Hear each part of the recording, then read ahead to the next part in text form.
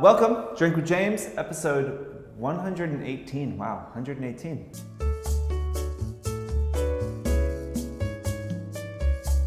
I had an interesting, real quick aside. We had a For You last night. We had a bunch of influencers in the office, and I was talking about how old I am, which is 34. And some people were like, oh my gosh, you look so young for 34, which isn't really like fine.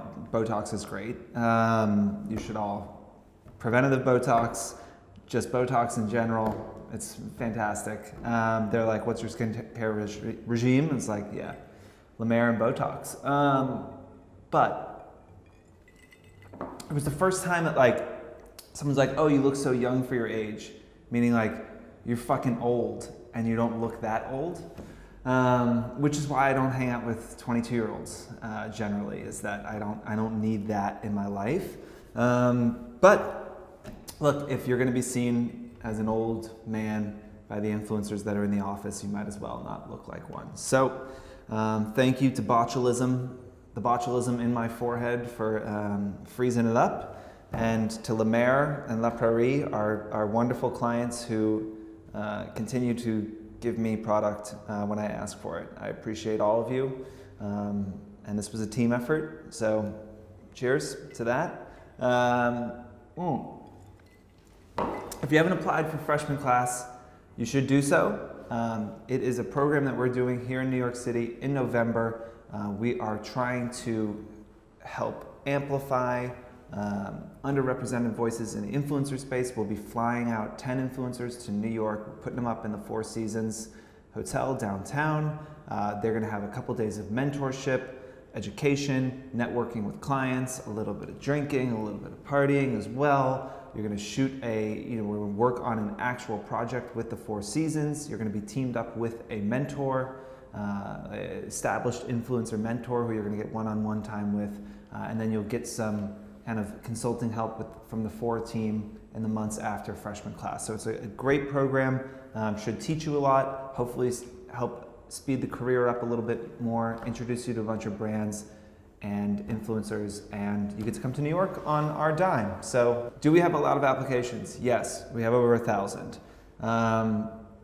That said, we are going to read every single one. Don't be deterred by the number of applications. One, we are going to read and review every single application, no matter how many we get, even if we have to hire a couple people to help us weed through the first couple of rounds as we cut it down. But also, there's no reason you can't win, even if there's 2,000 applications. So if you haven't applied, if you've been thinking about it, if you look at yourself and your feed and you say, my voice or voices like mine are underrepresented in this space, then freshman class is for you.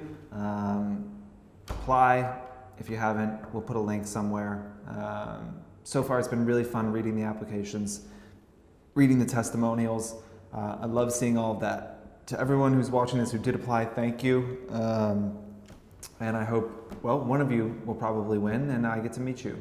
So that'll be great. So if you haven't applied, please do so. Also, just a little plug for you. The conference is coming up as well. I know we have a lot of stuff going on, and I'm sure you get a lot of emails about it, but the conference is fully locked. We've got all the speakers. The lineup is incredible. It's going to be a great day. If you have not got your ticket yet and you're thinking about it, do it, and do it soon, because we are running out of space there. We cap it and try and keep it under 100 people so that it feels intimate and small and helpful. So we are nearly out of tickets. So if you're thinking about it, jump on it early, grab your ticket.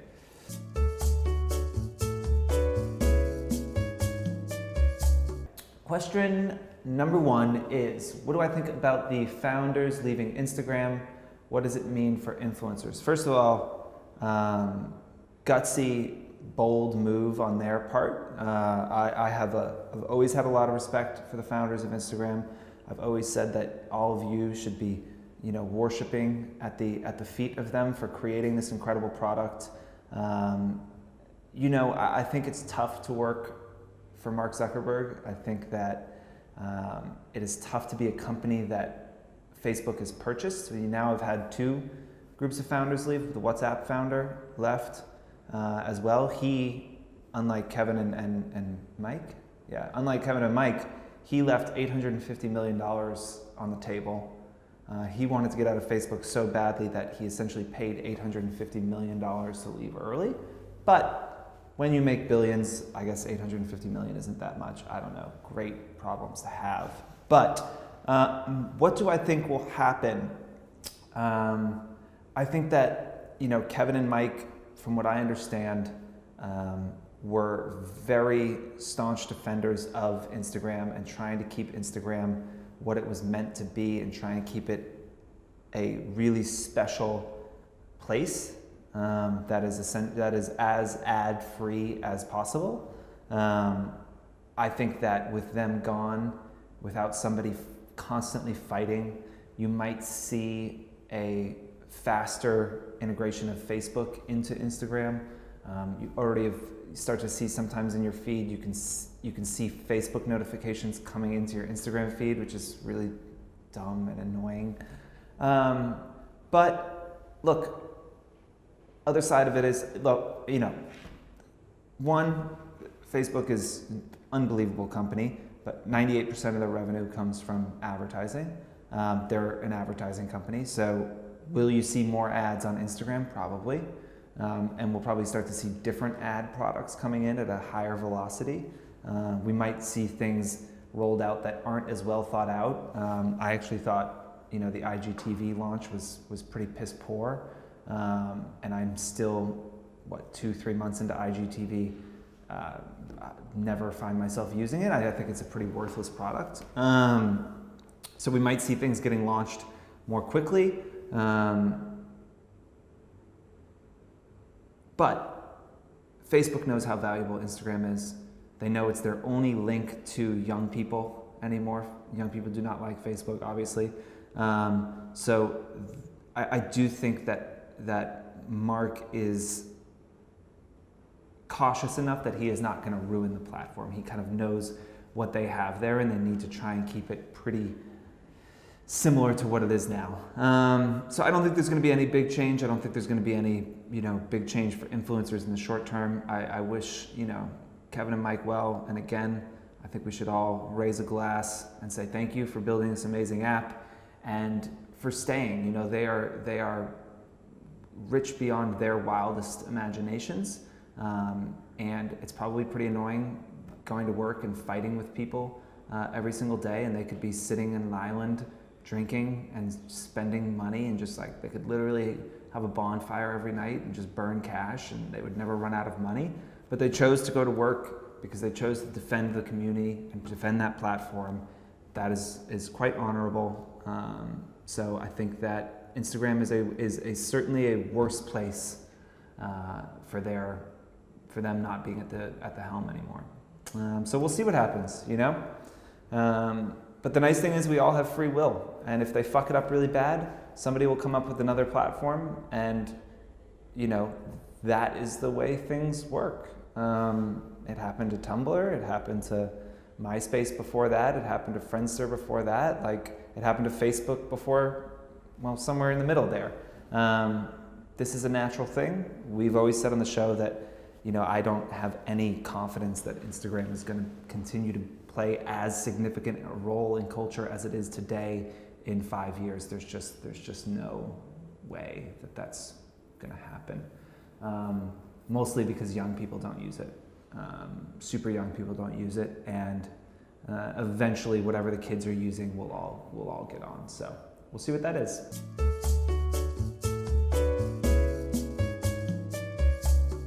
Question number 2. When you do a sponsored project with the brand, when's the appropriate time to send a follow-up report? What should be in the report? We talked about this last night. We had a For You on sales and negotiation. The report is one of your best sales tools that you can use. After a campaign is done, you want to send a robust report to that brand. This is your chance to tell your story. Here's the thing, if you don't send them a report, or if you don't send them a note about how the post did for you, what they have to go off of is how many likes did you get and how many comments did you get. That's it.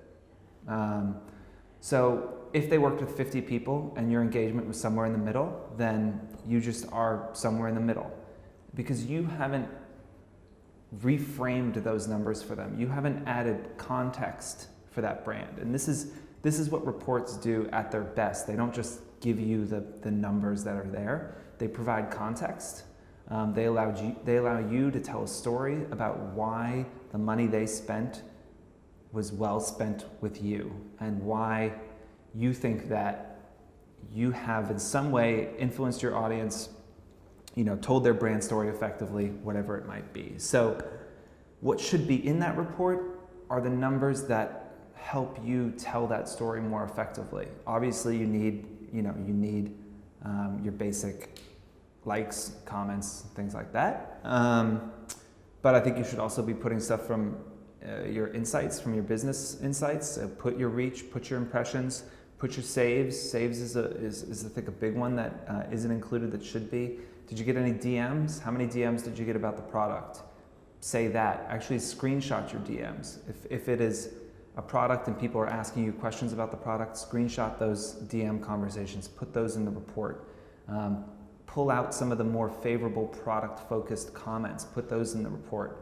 You need to tell the story of why they should work with you again. This isn't about what happened in the last campaign. I mean, it is, but more so it is about why they want to work with you in the next campaign. So make sure you're telling that story, and when you look at the numbers, you look at what you're going to send them, ask yourself if you think those numbers are impressive enough or that story is compelling enough that they would want to work with you again. When to send it? I'd say, I think 3 days after a post, you're not getting likes or comments on that anymore. So 3 to 5 days after the post is done, I would try and send the report. Some of you might be like, oh, I'm too busy, I can't do that. To that I say, you're fucking crazy. You're not too busy. You can definitely do that. If you're so busy doing sponsored content that you can't spend 10 minutes putting together a simple report, then you need to hire somebody to help you do that, because that's not an acceptable excuse. We're running close to 80 campaigns this week. We don't get to tell our clients, oh, so sorry, we couldn't do any reporting because I'm too busy working with another brand. I don't care about you anymore. I already have your money. That's what it kind of tells a brand. I will say that, our team, we have fairly robust technology that helps us build these reports. We almost never get a report from an influencer. I think that's partially because they know we have a reporting system, but the people I talk to at brands is saying the same thing, that they're not getting reports. It's a very simple way to differentiate yourself. It shows a level of care and professionalism, but also just a level of respect for the work that you've done. If a brand paid you $3,000 and you spent an hour on that post, you've just made $3,000 in an hour, which congratulations. But maybe spend another 30 minutes putting together a report or even just an email. It doesn't have to be in a PDF. It doesn't have to be designed. That might be ideal, but it can just be an email that kind of lays out everything that happened. Spend the time. It also might be worth trying to get them on the phone for 15 minutes to talk through it, what worked well, what didn't. Regardless, if it is just an email, ask for the next sale. Love to get on the phone this week, talk through this and anything you guys have coming up in the future. Would love to work with you again. Would love to, whatever you're working on, let me know. I know holidays coming up. Let me know if, what you guys are focused on. I'd love to be a part of it. Whatever. That report is the place where you're going to ask for the next sale. And so showing a level of professionalism and care and telling a good, compelling story about why your content was effective, it's just good business. It makes sense. I cannot understand how every influencer isn't spending time doing these reports. It is low-hanging fruit for you. Take it. That is my gift to you this week. I still have another question to answer, but that's the big nugget for you.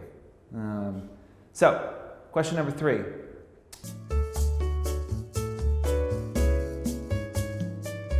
Do you feel like there's a slow time for brand deals? Is it consistent?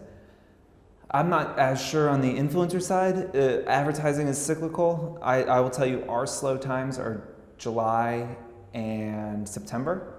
I don't know why. Those have historically been kind of slow months for us. But advertising works in waves. If you're a style influencer, brands don't want to spend money on advertising when things are on sale. So anytime there's stuff on sale, there's generally not as much advertising going on because you don't want to drive people to your site to buy something on sale. You don't want to advertise the fact that you're on sale because it means you couldn't sell at full price. So it definitely is cyclical. There are definitely slow times. You should be able to answer this question yourself because you should be keeping financials and you should have every month how many brand deals you got, how much money you made. You should be tracking month over month what you're making, but maybe more importantly, tracking year over year. What are you making? What did you do in Q1 of 2017 versus 2018? What are your goals for Q1 of 2019? What does that mean? What's your average deal size this year versus last year? How are you going to try and grow that this year? What is your retention rate? Lay out every client that you work with in a year and then lay every client that you worked with in 2017. How many of those did you work with in 2018? If the number is 10%, you have a huge retention problem. For some reason, brands aren't coming back. If it's 70%, awesome. You're doing a great job, and you should be, pat yourself on the back. But you need to understand your financial situation. You need to understand your business, and you should be able to plan around that. We now can look at it and say, okay, we know September is usually hard for us. We're not totally sure why, but now we just plan for September to be tight.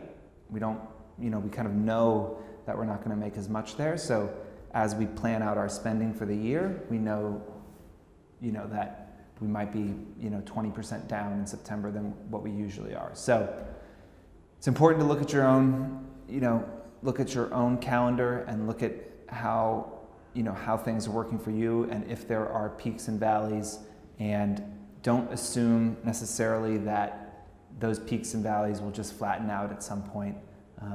We have found that those trends are pretty sticky, and that they kind of recur over and over again. So get your finances in order, people. It is incredibly important. If you don't understand your business and your money, then you are going to have a very hard time being successful. I don't understand it. I'm not good at it. I don't care are not excuses. I have an agent is not an excuse. I have a business manager is not an excuse. There isn't a successful entrepreneur, business person in the world who doesn't have a pretty deep understanding of the financial health of their organization. I don't know what else to say. Oh, here's something. Good person to follow if you want some tips. Justin Bridges, someone that we interviewed before. You can I don't know what episode he is, but Tim might put it up somewhere, or you can just search in the search engine. We talked a bit about this, but he also talks about money management and how to manage your money more effectively on his Instagram all the time. He's a creative who used to work in finance. He also will answer any questions on Instagram if you send him a DM about finances and how to manage things. There are resources out there. It doesn't have to be that scary. Get your bills in order, people. So that is it. I'm done. Goodbye.